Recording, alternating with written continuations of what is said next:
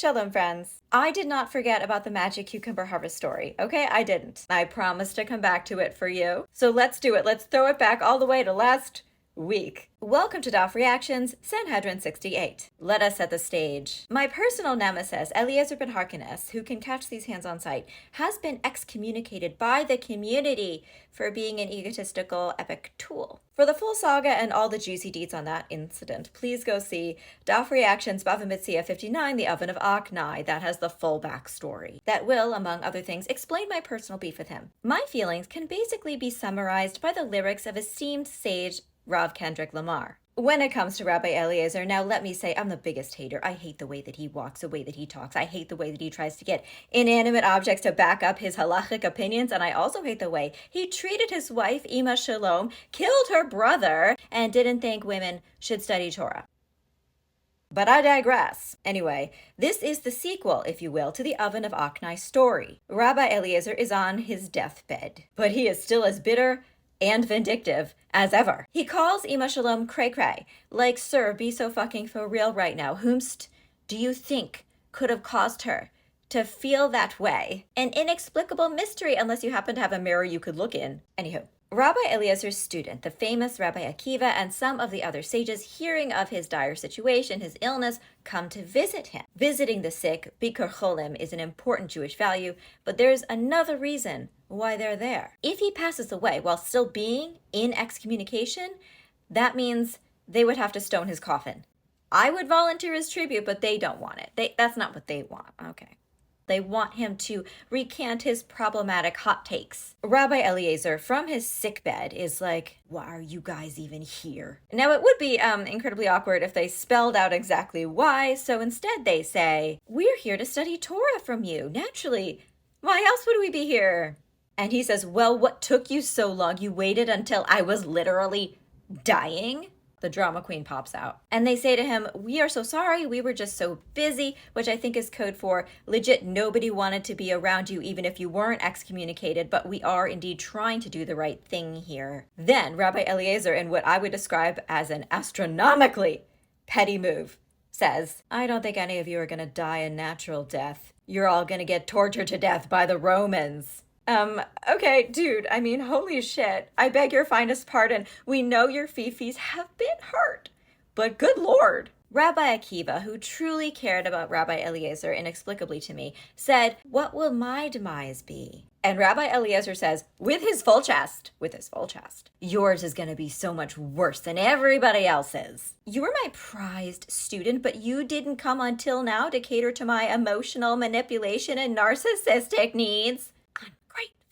We have now moved beyond passive aggression to just aggression. Now that Rabbi Eliezer has a captive audience there by his bedside, he is traveling 100 miles per hour on this guilt trip. He is on a roll. He's like, woe is me. I have learned so much Torah, maybe not enough, but I've taught so much Torah, yet my students have barely absorbed anything I have to offer. Like, I know 300 halachot about using sorcery to plant cucumbers. But has anyone ever actually asked me to teach them about this, my specialty? No one cares about my area of expertise or its importance in a salad, other than Rabbi Akiva, who I am mad at. He then tells the sages a story of his own, a story within a story. Once upon a nostalgic time, he and Akiva were walking across the fields together like Gandalf and Frodo across the Shire. And Akiva asked his teacher how sorcerers used incantations to plant cucumbers, the normal way being to cucumbersome. Rabbi Eliezer demonstrated an incantation. Suddenly, the entire field was full of cucumbers everywhere. Akiva was like, wait, is this AI?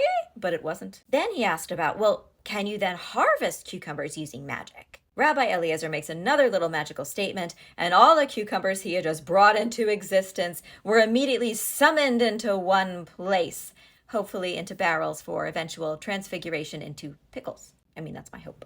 Now, I was thinking that sorcery-based planting and harvesting is something that the American agricultural industry wishes it could do right about now for obvious labor shortage and economic reasons, which could have been avoided. But again, I digress. Back to the deathbed of Rabbi Eliezer, who has just finished telling this cucumber tale, and the sages are not caring as much as I do, apparently. They're just busy peppering him with questions, not about the cucumbers, because they didn't think they had time for that, because they wanted to change his mind about the ritual purity or impurity of various objects, especially because that's how we got into this excommunication pickle in the first place. He doesn't change his mind, though. Honestly, he was never gonna. Let's be real. But the final word on his lips as he passes away is tahor, pure. Rabbi Yehoshua leaps up like, oh my God.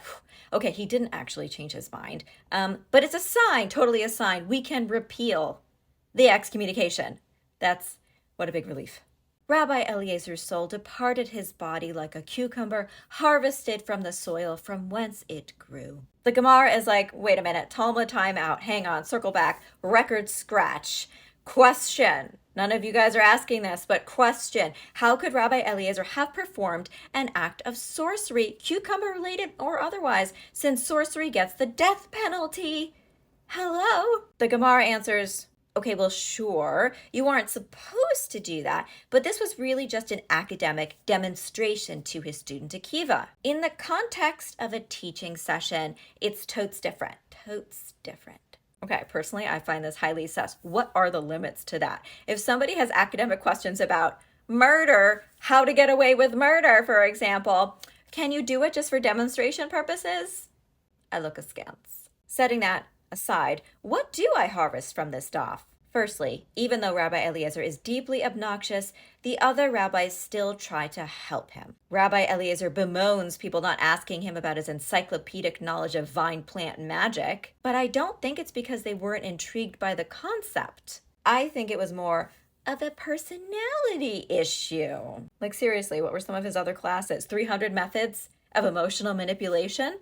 So perhaps if you happen to be a big deal in your cucumber field and want to actively share your knowledge and have folks want to learn it, maybe learn the magic of not being an obnoxious snob who tells people how the Romans are going to torture them to death because they missed class. Like imagine his reviews on Rate My Professor, ratemysage.com. He is getting 0 out of 10 magical cucumbers. Justice for Ima Shalom.